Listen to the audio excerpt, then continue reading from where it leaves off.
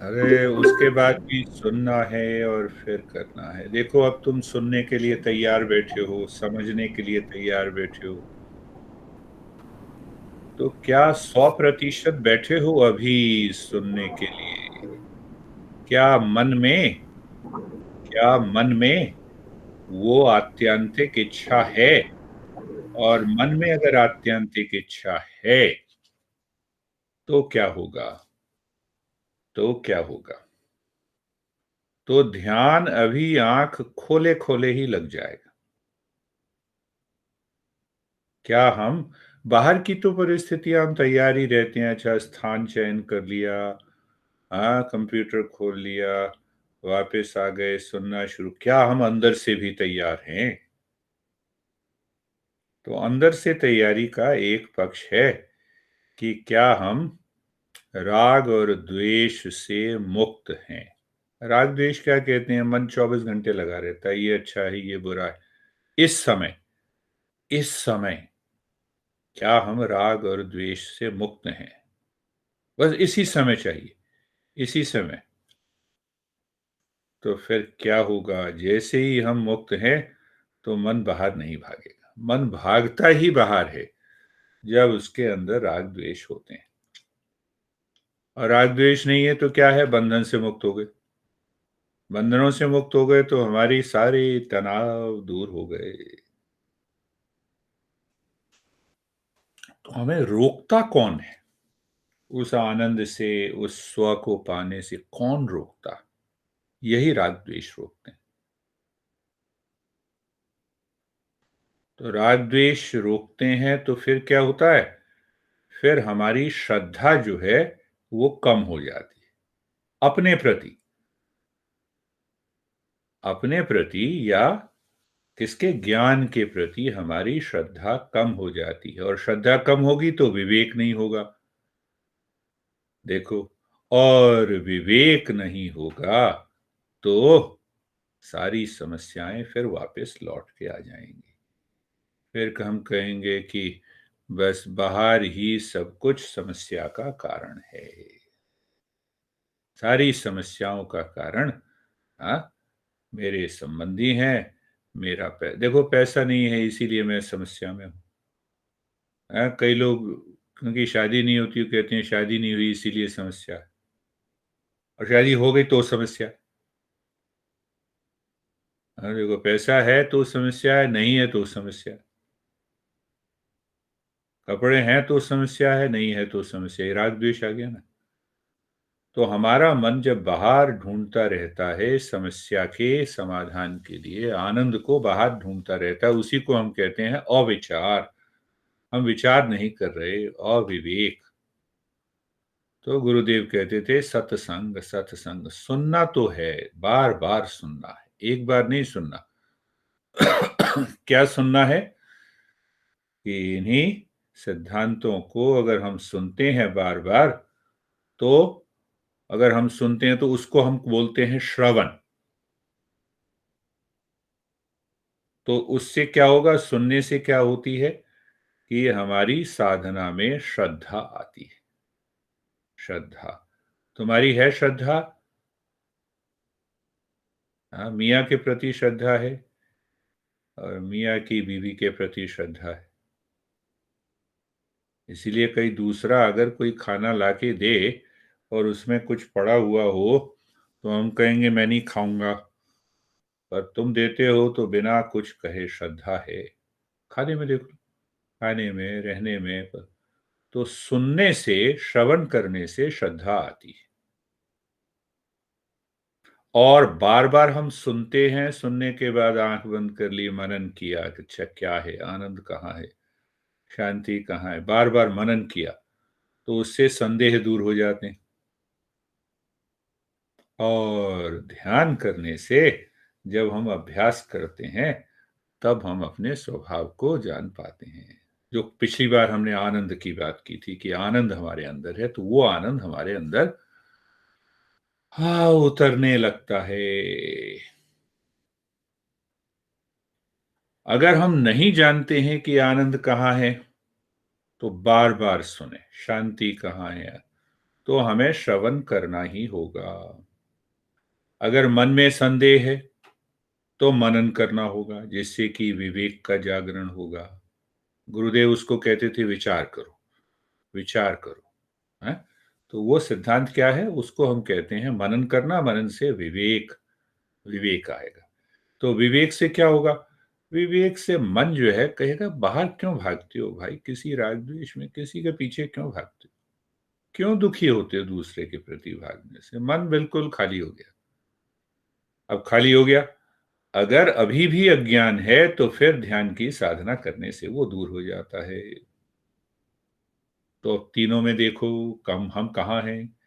हमें अच्छी तरह से पता है पता, तो हम चूक क्यों जाते हैं, क्यों भूल जाते? तो भूल जाते हैं इसलिए कि मन के अंदर वो विचार नहीं बैठे, इसीलिए तो भूल जाते हैं।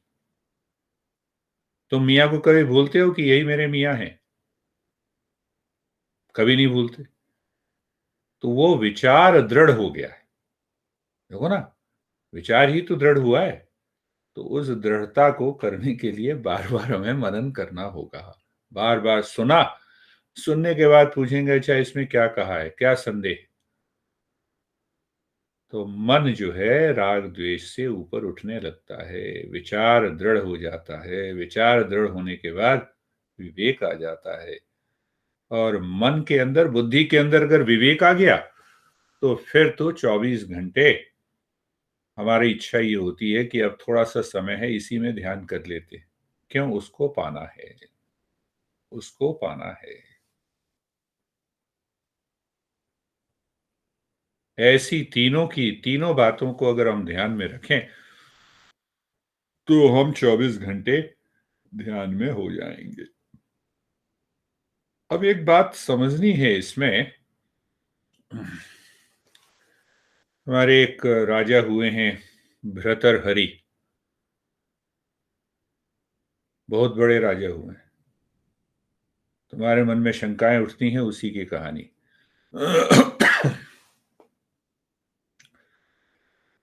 अपनी पत्नी से बहुत अधिक प्रेम करते थे।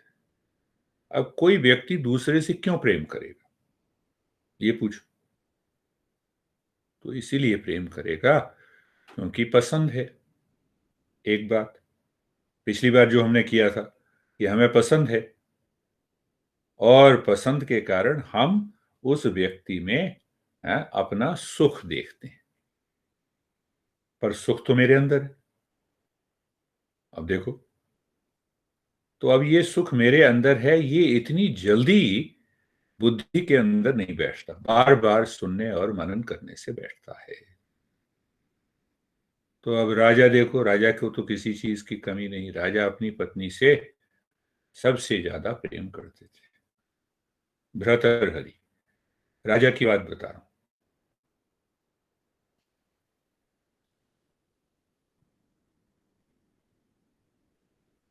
पर उनकी पत्नी, उनका जो अस्तबल था, अस्तबल जानते हो ना, घोड़ों के रहने की जगह, घोड़ों का घर, वो अस्तबल का मुखिया था, उससे प्रेम करती थी। लो, और अस्तबल का मुखिया जो है, वो एक वैश्य से प्रेम करता था। ये तो पहला पार्ट हुआ, ये सत्य कथा है भर्तृहरि की। 12वीं 13वीं शताब्दी में भर्तृहरि हुए राजा। पहले राजा की कहानी, फिर वो कैसे योगी हो गए उसकी कहानी। तो उनका नाम बाद में भर्तृहरि नाथ हो गया।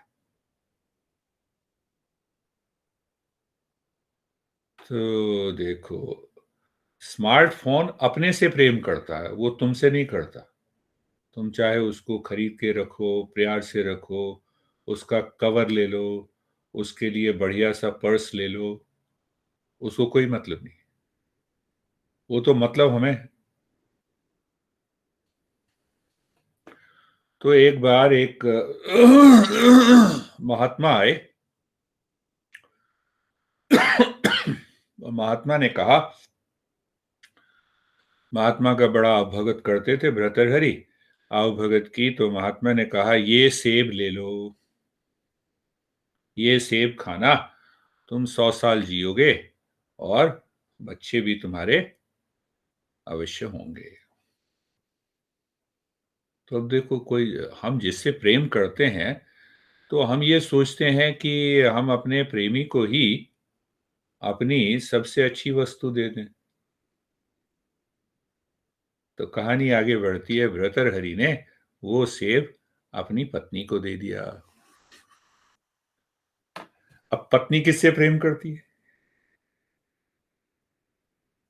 अस्तबल के मुखिया से। तो वो सेब उसने मुखिया को दे दिया।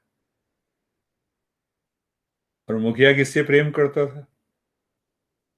उसने वो सेब वैश्या को दे दिया, ये कह के कि कम से कम तुम्हारी 100-150 साल तो उम्र जरूर होगी, ये महात्मा का प्रसाद है। जैसे हम गुरुदेव का प्रसाद लेने की होड़ करते हैं। तो वैश्या सेब तो ले गई और मनन करने लगी कि मेरा जीवन कितना बेकार है। सब लोग मुझे हेय दृष्टि से देखते हैं। तो देखो, ये विचार करने की बात होती है। मनन यहां पे शुरू हुआ उसका कि अगर मैं ये सेब राजा को दे दूं, राजा हमारा इतना बढ़िया है, सबका ध्यान रखता है, सबसे प्रजा का पूरा ध्यान रखता है। तो मैं अगर ये सेब राजा को दे दूं, तो राजा जो है कई 100 साल जिएंगे और प्रजा का भी हित होगा। तो वैश्या वो सेब लेके राजा के पास गई। अब सोचो, अब भेद खुलना शुरू हुआ। तो ये सेब तुम्हें किसने दिया? मुखिया ने दिया। मुखिया को बुलाया। मुखिया ने कहा कि ये आपकी पत्नी ने दिया। अब सोचो भर्तृहरि क्या करेगा। तो अगर आजकल के जमाने में बिल गेट्स जैसा हो, अगर उसकी पत्नी ऐसा करे, तो चलो डिवोर्स ले लो। जैसे अभी अमेजॉन के लिया ना जेफ बेज ने अपनी पत्नी से डिवोर्स। वो किसी और लड़की से प्यार करता था, सीधा डिवोर्स ले लिया। अब देखो, दो बातें यहां पे आती हैं। या तो हम डिवोर्स ले लें, दंड दे दें, पकड़ के जेल में डाल दें, वो तो राजा था। तो जो कठिन परिस्थिति में जब दुखी आदमी होता है, उस परिस्थिति में अगर हम बुद्धि से विचार न करें, तो हम नरक चले जाते हैं। इसीलिए नरक कहा है, बुद्धि से विचार करना है। तो वो विचार करने लगा कि देखो, मैं इसको इतना प्रेम करता हूं, और इस ये मेरी पत्नी होकर, हाँ, अस्तबल के मुखिया से प्रेम करती है। और ये देखो, फिर वो विचार करने लगा कि देखो, मुखिया भी मेरी पत्नी से अच्छी तरह पूरी प्रेम नहीं करते। वो तो किसी वेश्या से प्रेम करती। क्या यही जीवन है? प्रेम तो मेरे अंदर है। सब लोग, साधु लोग यही कहते हैं, योग यही कहता है, ध्यान यही कहता है। कुछ नहीं किया उसने। पत्नी को बुलाया। उसने कहा, ये सेब भी तुम्हें मुबारक हो, मैं राजपाट छोड़ के जा रहा हूं। जंगल चले गए और बहुत बड़े योगी हुए। उनका नाम हो गया राजा भर्तृहरि से भर्तृहरि नाथ। नाथ योगी संप्रदाय के मत्स्येंद्रनाथ, गोरक्षनाथ, बालकनाथ, हाँ, हाँ, नाम सुना होगा। इतने बड़े योगी हो गए। किस बात से योगी हुए? लड़ने से या विचार करने से? ये सोचना है। कितनी भी कठिन परिस्थिति आए, दुख आए, लोगों की गालियां मिले, सबसे पहले हमारी बुद्धि जागृत होनी चाहिए। अगर ये बुद्धि जागृत है, अर्जुन को देखो। कृष्ण दुर्योधन के पास गए कि देखो, धर्म की बात मैं कर लेता हूं, हाँ, देखो तुम्हें ऐसा नहीं करना चाहिए। कृष्ण गए। तो दुर्योधन ने कहा, देखो भाई, तुम कृष्ण मुझे मत समझाओ। भगवान तुम दूसरों के लिए होगे। मुझे सब कुछ पता है, धर्म के बारे में पता है, सब कुछ पता है, पर मेरी इच्छा ही नहीं होती करने की। मैं धर्म का पालन ही नहीं करना चाहता। खत्म बात। देखो दुर्योधन की बुद्धि और अर्जुन की बुद्धि। देखो, मैं इस कष्ट में फंसा हुआ हूं, मैं बड़ा दुखी हूं, कृष्ण, आप मेरे सखा हो, आप मुझे बताएं कि मुझे क्या करना चाहिए। तो बुद्धि आई ना। तो पसंद नापसंद कहाँ से हमने बात शुरू की थी? राग द्वेष खत्म हो गए ना। नहीं, मेरे को पिताजी जो है बड़ा डांटते रहते हैं, गाली देते रहते हैं, तो ये भी ठीक है। पर अब हम बुद्धि से विचार करेंगे। तो जब हम बुद्धि से तुमने विचार किया तो ठीक हो गए। देखो, विचार किया, फिर बात को समझा और बात को समझते हुए ठीक हो गए, समस्या खत्म हो गई। तो उसी प्रकार से भर्तृहरि ने विचार किया और एक महान योगियों में से हो गए। तो उन्होंने नीति शतक लिखा। नीति शतक का, शतक का मतलब होता है 100 श्लोक। हाँ? 100 श्लोक नीति के ऊपर लिखे, 100 उन्होंने लिखे वैराग्य के ऊपर। वैराग्य का मतलब ये नहीं है कि हम छोड़ छाड़ के हिमालय चले जाएं। अपने मन के अंदर राग द्वेष को खत्म करने की योग्यता, खत्म करने की साधना, जिससे कि हम जीवन में आगे बढ़ सकें। तो वैराग्य शतक में उन्होंने 100 श्लोक उन्होंने भी लिखे। और खूबी क्या हुई, उन्होंने ये भी लिखा कि किस प्रकार बाहर की चकाचौंध। मेरे को ये सिद्धार्थ ले गया था लास वेगास, अभी 2-3 साल पहले। इतनी चकाचौंध है, पूरी रात भर वहां पे इतनी चकाचौंध रहती है। मन नहीं है, बस मन खाली ये देखने लगा सब ईश्वर का ही तो रूप है, सब कुछ वही है। ठीक है, ले, अब तुम ले जाना चाहते हो तो ले जाओ। घुमाने लगे थे। पसंद नापसंद की बात ही नहीं थी। तो होता क्या है कि हम बाहर की चकाचौंध में इतना फंस जाते हैं। क्यों फंस जाते हैं? राग द्वेष के कारण। मन के अंदर राग द्वेष। राग द्वेष के कारण क्या होगा? मन उस पर विचार करने लगेगा। मन विचार करेगा तो इच्छा उत्पन्न होगी। इच्छा उत्पन्न होगी तो क्या होगा? मोह आ जाएगा। मोह से अहंकार पैदा हो जाएगा और अहंकार से हमारे जीवन में तमाम तरह के दुष्ट कष्ट आने शुरू हो जाएंगे। तो ये जो भर्तृहरि की बात है, भर्तृहरि ने लिखा भोगानम, भोगान मुक्ता वयमेव भुक्ता। तो हम क्या कहते हैं? अच्छा, रोटी बढ़िया है। हम रोटी खाते हैं ना, रोटी सब्जी चावल, जब हमने कहा अच्छा ये चीज मुझे अच्छी लगती है, तो जैसे हमें लगता है हम इसका भोग कर रहे हैं, पर वास्तव में उल्टा होता है। हमारी आदत बन गई किसी चीज को खाने की, कोई भी चीज की आदत, वो आदत ही हमें भोगने लगती है। समझना इसको ध्यान से, भोगा न भुक्ता वयमेव भुक्ता। हाँ? तपो न तप्तम वयमेव तप्ता।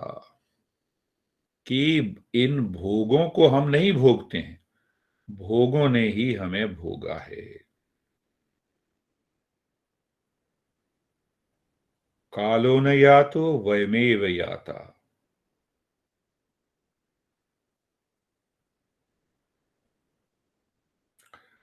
हमारी इच्छाएं राग द्वेष के कारण कम नहीं हुई हैं, बल्कि और बढ़ गई हैं, और यही दुखों का कारण है। एक ही बात समझ लो, क्या कहते हैं, वापस आता हूं मैं। भोगा न भुक्ता वयमेव भुक्ता। भोग जैसे उदाहरण लो, चाय पीने की आदत, आदत लग गई, अब बिना चाय के नहीं रहा जाता, ऐसा ही कहते हैं ना। वो चाय हमें अपनी ओर खींचने लगती है, तो अब चाय ही हमारा भोग कर रही है। हम कहाँ भोग कर रहे हैं? अपने जीवन में पकड़ना उस बात को, कौन कौन सी ऐसी चीजें हैं जहां से मेरा मन भागता है, मेरा मन वापस उसी जगह चला जाता है। ऐसा लगता है ये अगर हो जाता तो बस सब कुछ हो जाता। ये दुख का कारण है। समझे कुछ? दुख का कारण क्या है कि हमें बाहर की वस्तुएं, व्यक्ति, चीज, ये हमें ऐसा लगता है ये हमें आकर्षित कर रही हैं, ये हमें बांध रही हैं, इनके बिना हम नहीं रह सकते। इसको भर्तृहरि ने कितने अच्छे शब्दों में लिखा है कि मैं अपनी पत्नी के बिना नहीं रह सकता था, पर बाद में मैंने जाना, हाँ, कि पत्नी का आकर्षण नहीं, मेरे मन में ये बात बैठ गई थी, मैंने विचार नहीं किया था। मुझे ये लगता था कहीं अब दूसरा उल्टा मत सोचने लगे आना। तो समझ नहीं आ-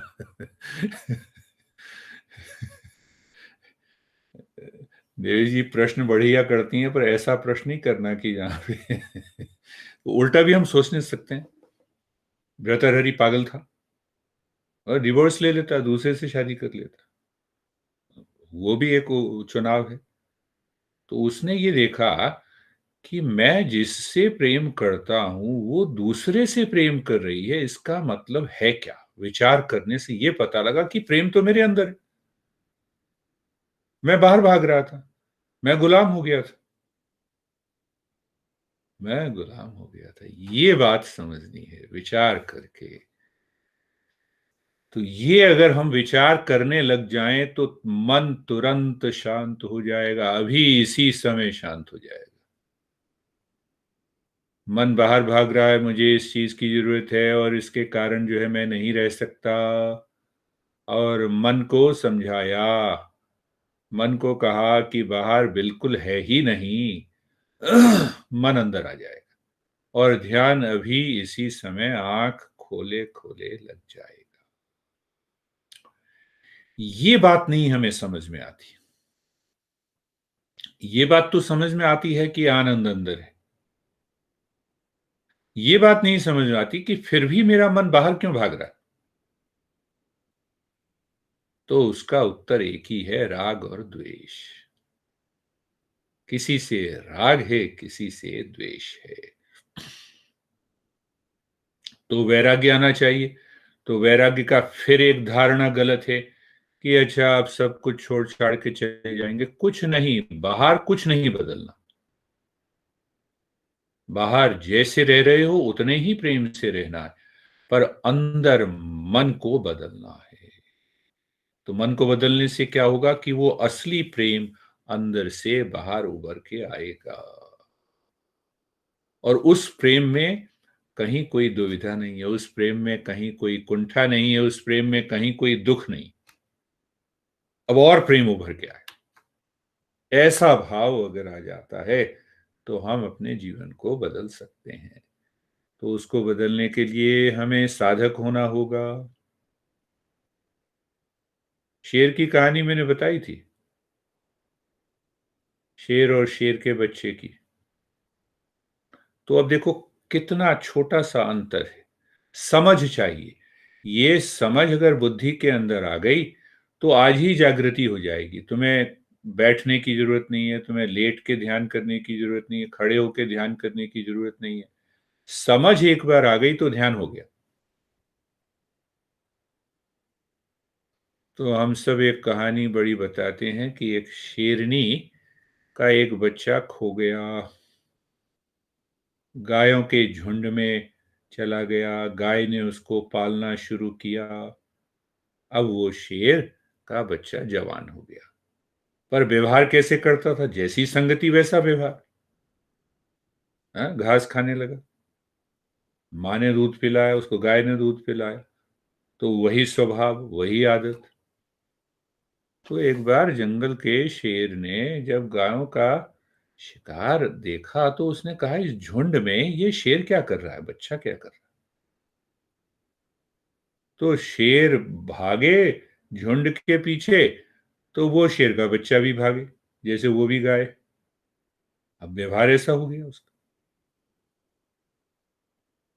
तो एक दिन शेर ने उसके बच्चे अपने उस शेर के बच्चे को पकड़ा और उठाकर ले गया नदी के किनारे। तो नदी में दोनों की शक्ल दिखाई दी, पानी में। फिर उसने बार बार शेर ने, हाँ, गर्दन पकड़ के तो अब शेर के बच्चे ने एक बार शेर को देखा, एक बार अपने को देखा, शेर को देखा, अपने को देखा। ये तो मैं तो इसके जैसा हूं। शेर ने फिर बड़ी जोर से दहाड़ लगाई, ये कहने के लिए कि तू भी दहाड़। और वो दहाड़ा। उस दिन से वो शेर हो गया। कितनी देर लगी गाय से शेर बनने में? उतनी ही देर लगती है हमें ध्यान में पहुंचने में, समझ में। अगर हम समझ लेते हैं, हाँ, क्या समझ लेते हैं? राग द्वेष खाली हो गया, इस समय खाली है, इसीलिए तो सुन रहे हो, इसीलिए तो समय निकाल के सुन रहे हो। इस समय मन ऐसा हो जाए, बिल्कुल खाली, और उसमें ये सिद्धांत बुद्धि के अंदर पड़ जाए, समझ आ जाए, तो हम अभी शेर हो जाए। बस खत्म, आज से मेरा आनंद मेरे अंदर है, कोई समस्या नहीं है जीवन। समस्या आती है तभी राग द्वेष होता है, तब समस्या आती। इतना ही समय लगता है वहां तक पहुंचने के लिए। ये बार बार याद रखना। अच्छा, शेर के बच्चे ने शेर को देखा, तो क्या मैं स्वयं को देखूं? दहाड़ लिया, शेर ने दहाड़ा तो शेर के बच्चे ने भी दहाड़ लिया, तो क्या मेरा बुद्धि स्पष्ट रूप से बिना संशय से ये कहने को तैयार है कि मैं आनंद हूं, मैं शांति हूं, ये दहाड़ है? तो जैसे तुमने कहा मैं शांति हूं, और मन पूरा खाली है, मन ने कहा हां, ध्यान हो गया। कहते नहीं, हमें बहला रहे हैं कि इतने ऐसे थोड़ा हो जाता है। अरे ऐसे ही होता है, बहला नहीं रहे,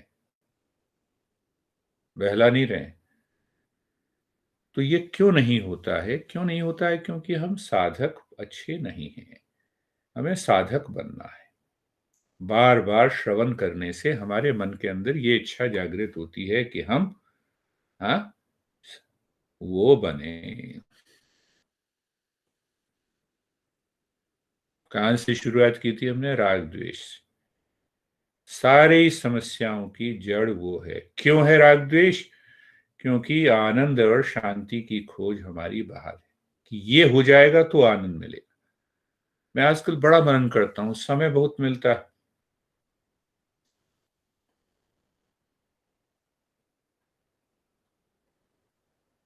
समय बहुत मिलता है तो उसमें एकदम मन बुद्धि जो है एकदम अंदर चली जाती है कि आनंद अंदर है, और शांति अंदर है, प्रेम अंदर है, ज्ञान अंदर है, सब कुछ अंदर है।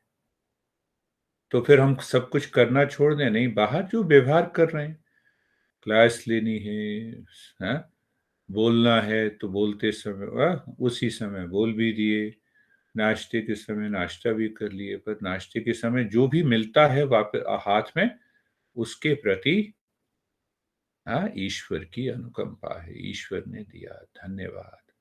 प्रति क्षण उस ईश्वर का स्मरण हो जाता है। तो स्मरण होगा तो क्या होगा? मन राग द्वेष से हट के अंदर बैठ जाएगा। अंदर बैठेगा तो क्या होगा? उस आनंद की अनुभूति होगी। इतना ही है।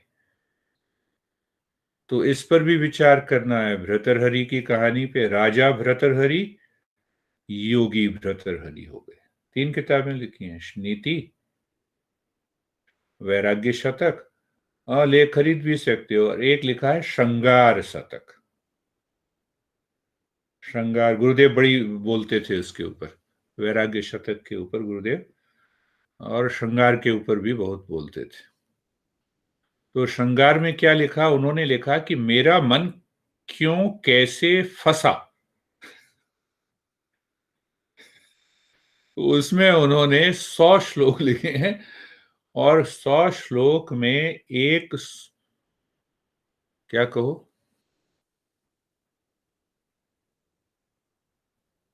एक कोई महान से महान कवि भी स्त्री या पुरुष के श्रृंगार की आकर्षण की बात को जिस तरह से कभी भी नहीं लिख सकता था, उस गहराई से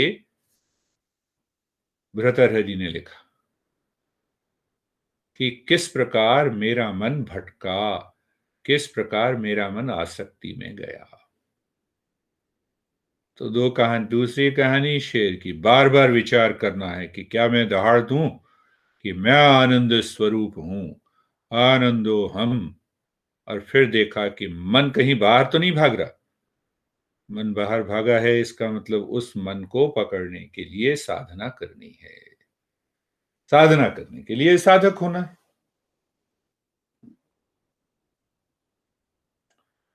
क्या हमें छोटी छोटी ना बड़ी बड़ी बातें बता रहे हो। मियाँ बीवी हम अपने में ही खुश हैं। हाँ, हम तो उसी अनुसार चलना चाहते हैं। थोड़ी बहुत तो खटपट होती ही है सर। तो थोड़ी बहुत खटपट होती ही रहती है, तो हम उसी खटपट में ही जीना चाहते हैं। तो एक तो ये स्वभाव है, तो ये दुर्योधन वाला स्वभाव है। कहते हैं वो कृष्ण को, उसने कहा तू अपने घर पे रह, मुझे सब कुछ आता है पर मेरी इच्छा ही नहीं होती करने की, अच्छी बात मानने की इच्छा ही नहीं होती। हाँ, तो हमारे गुरु ने कहा कि ये तामसिक गुण है, ज्ञान का जो विरोध करे तो तामसिक गुण आ गया। तो तामसिक गुण क्या करेगा, जड़ता लाएगा और दुखी करेगा। और दुखी हुआ। देखो दुर्योधन की कहानी, और दुखी हुआ। तो और शेर की कहानी का ये मतलब है कि धाड़ना है। अरे मैं भीगी बिल्ली बना हुआ हूं, मुझे स्वयं को देखना है। मुझे स्वयं को मैं देखता हूं, मेरे अंदर आनंद है, तो मेरे साथ में रहने वाले लोगों के अंदर भी स्वतः आनंद आए, उसका प्रभाव पड़ेगा। तो शंकराचार्य भी, बुद्ध भी वही कहते थे इनडायरेक्टली। वो क्या कहते थे, सत्संगत्वे निश निस्संगत्वम। सत्संग का मतलब वही है कि इन सिद्धांतों को सुनना एकाग्रता से, बाद में उसके ऊपर विचार करना, विचार करने के बाद साधना करना। तो बार बार सुनने से क्या होगा कि बार बार सुनने से हमारे मन के अंदर जो राग द्वेष है वो खत्म होने शुरू हो जाएंगे। और जिस मात्रा में खत्म होंगे, उस मात्रा में ज्ञान का उदय होगा, विवेक उदय होगा। और जिस मात्रा में विवेक आएगा, उसी मात्रा में प्रसन्नता आएगी। और उस प्रसन्नता से हम साधना करेंगे तो हमारा बेड़ा पार हो गया। तो ये सिद्धांत सभी जगह एक जैसे हैं। तुम्हें चार आर्य सत्य पता है जो बुद्ध ने बताए थे। दुख ही दुख है, संसार में दुख है, दुख का कारण है।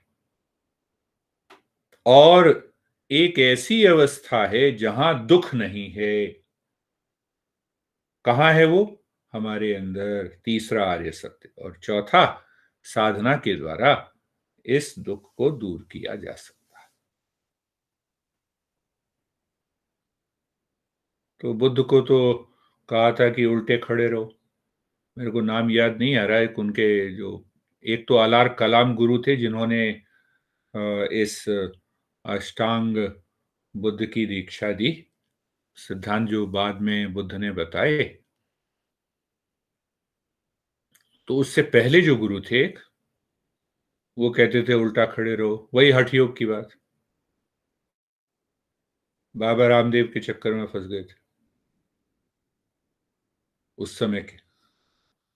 कहते थे नहीं, पर बाबा रामदेव तो कम से कम अपना अच्छा काम करते हैं कि अ, आसन पे, अच्छे आसन पे बैठ के आसन वासन कराते हैं। तो पर वो योगी जो थे वो कहते नहीं, तुम्हें मिट्टी पे सोना है, जमीन पे सोना है, एक बार खाना है, नहीं तो जो है 5 दिन जो है तुम्हें व्रत करना है। तो शरीर कंकाल की तरह हो गया था। 6 साथी थे उनके एक साथ, छठे ये थे, 5 और साथी थे। तो अब देखो विचार करने से क्या होता है, ये समझना है बार बार। ये नहीं कि नहीं बुद्ध बहुत, बुद्ध हैं ही भगवान, कृष्ण भी भगवान है, सब भगवान है। पर ये देखना है कि आखिर वो एक राजकुमार से भगवान कैसे बने? तो वही साधना का मार्ग होगा ना। तो बुद्ध के बारे में तो भविष्यवाणी पहले एक ने कर ही दी थी कि ये तो या तो बहुत बड़ा सम्राट बनेगा या बहुत बड़ा साधु बनेगा। तो उनके पिता जो है दुखी हो गए, साधु कैसे बन जाएगा? तो जब थोड़े से जवान हुए तो एक लास वेगास उन्होंने अपने राज्य में बना दिया और उस लास वेगास में बुद्ध को बचपन से ही डाल दिया।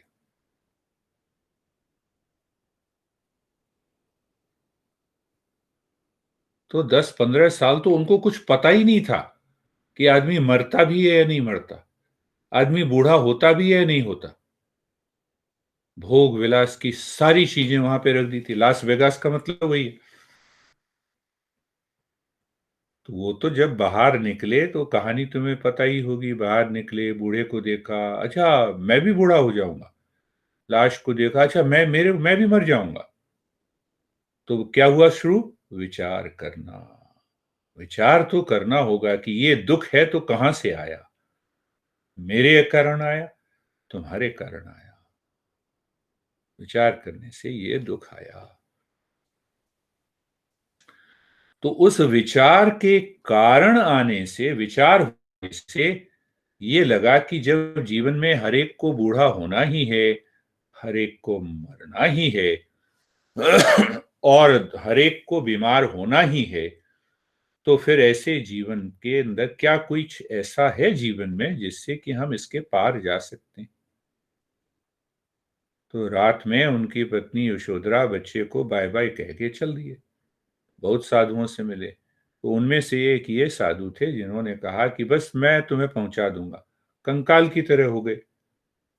तो देखो, ये कंकाल की तरह होना, 10 दिन मैं व्रत नहीं व्रत करता रहूंगा और शरीर को कष्ट दूंगा, ये साधना नहीं है। हिमालय चला जाऊंगा, हिमालय जाके क्या करोगे? हिमालय जाके सपने अगर लास वेगास के लोगे तो क्या होगा? मन संभालना तो मन को है। तो बहुत सारे हठ योगी ऐसे ही करते हैं। देखो, मैं तो 20 साल से चाय नहीं पी रहा, चाय के ऊपर बड़ी कृपा कर दी आपने। 20 साल से चाय नहीं पी रहे। अरे बाहर की परिस्थितियों के अनुसार काम करो ना। तो क्या हुआ? अब देखो कि ये घटना विचार की बात है। बुद्ध के अंदर विचार की जो भावना प्रकट हुई, क्या प्रकट हुई? तो छहों बैठे हुए थे दोस्त। अब एक तुम्हारी जैसी सुंदर स्त्री, लड़की, खीर लेके इन छहों को देने आई। अब उस समय तो बहुत बड़ी बात है। हाँ, कोई आश्रम में खीर देने आए। तो महात्मा बुद्ध जी जो है उस समय, साधक जो थे वो पेड़ के नीचे अपना बैठे हुए थे, मस्ती में आंख खोल के विचार में थे। तो उनके मन के अंदर ये विचार आया कि देखो, मैं अभी ये हठयोग के इतने बड़े बड़े आसन कर रहा था तो बड़ा शरीर को कष्ट हो रहा था, और अब मैं पेड़ के नीचे बैठा हूं तो मन शांत है। और इतने आसन करते हुए शरीर को कष्ट हो रहा था, वो मेरे मन में के अंदर अनुभव हो रहा था। विचार करना, ध्यान देना इस बात पे। तो वो अपना, उनको आनंद आ गया कि देखो, मुझे मन के अंदर दुख पैदा करने का कोई अधिकार नहीं। उतने ही आसन करने हैं, उतना ही प्राणायाम करना है जिससे कि मन को कष्ट ना हो, साधना में प्रगति होती रहे। देखो ये विचार है। तो शरीर से राग द्वेष खत्म हो गया। मेन बात ये, शरीर से राग द्वेष खत्म हो गया। अरे छोटा सा भी दाग आ जाता है, अच्छा ये क्रीम खरीद के ले आना है, ये हटाना है।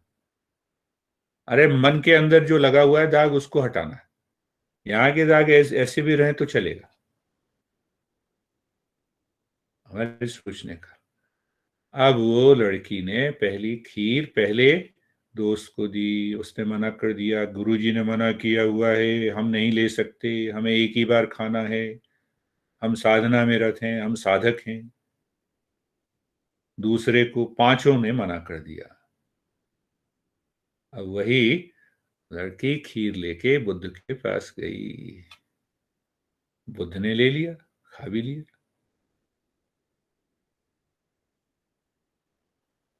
पांचों दोस्तों ने कहा कि जो है, इसने महापाप किया है। अब देखो, उल्टा। विचार करने से प्रगति होती है। सत्संगत्वे निसंगत्वम। विचार करना ही पड़ेगा। और फिर वो आंख बंद करके बैठ गए, ध्यान में मग्न हो गए। उनको पता ही नहीं था कि ये ध्यान होता है। ध्यान में मग्न हो गए।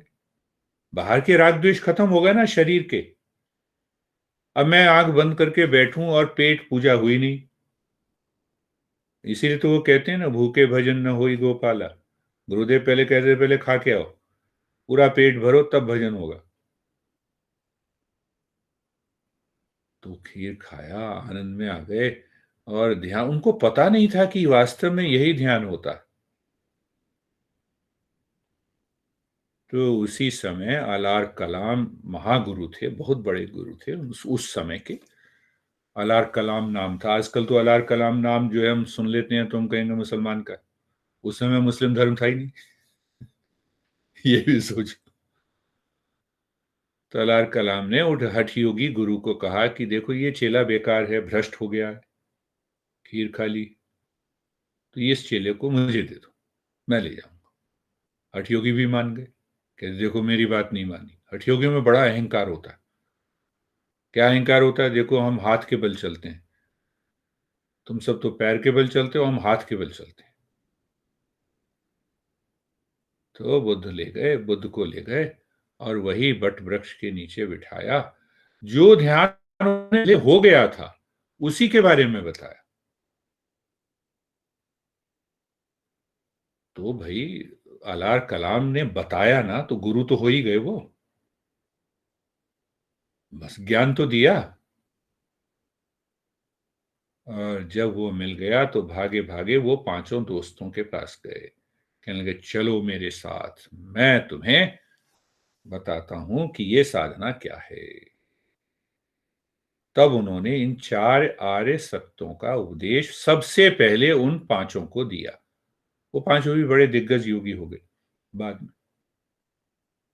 दुख है, दुख का अनुभव जो है, इसका मतलब दुख है संसार में। गुरुदेव कह रहे थे ना, संसार में दुख नहीं है, संसार ही दुख है।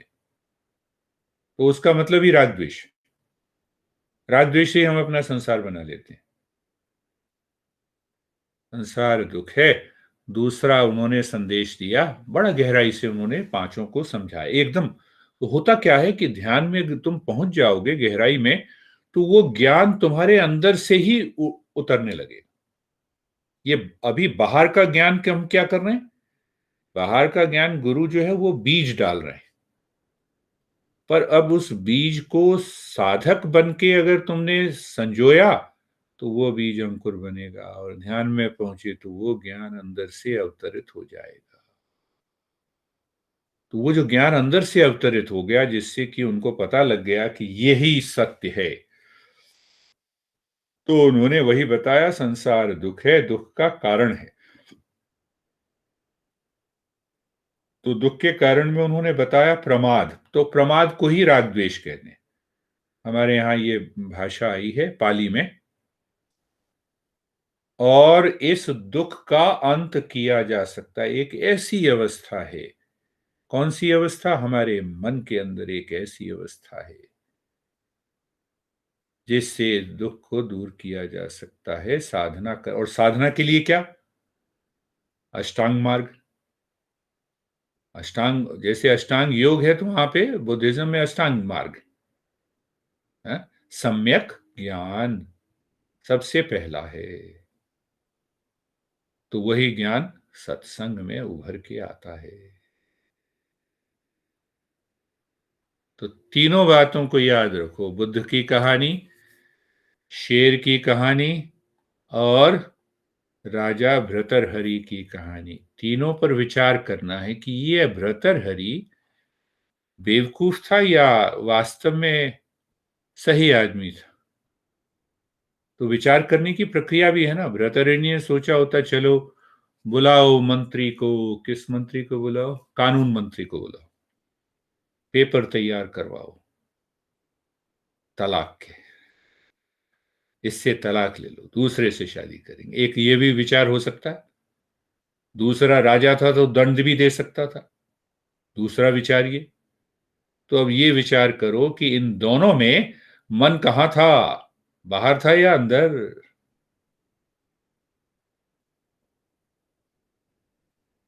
तो उसने कहा, मुझे आनंद की खोज मैं कर रहा हूं, मैं प्रेम की खोज कर रहा हूं, मैंने देखा कि प्रेम वहां है ही नहीं। ये दृष्टि आने की किसको आती है? साधक को, दूसरे को नहीं आती। शेर की कहानी में एक क्षण में पासा पलट सकता कि हम अपने को पहचानते नहीं हैं। हम ही सत्यो हम, बोधो हम, ज्ञानो हम, आनंदो हम ही हैं।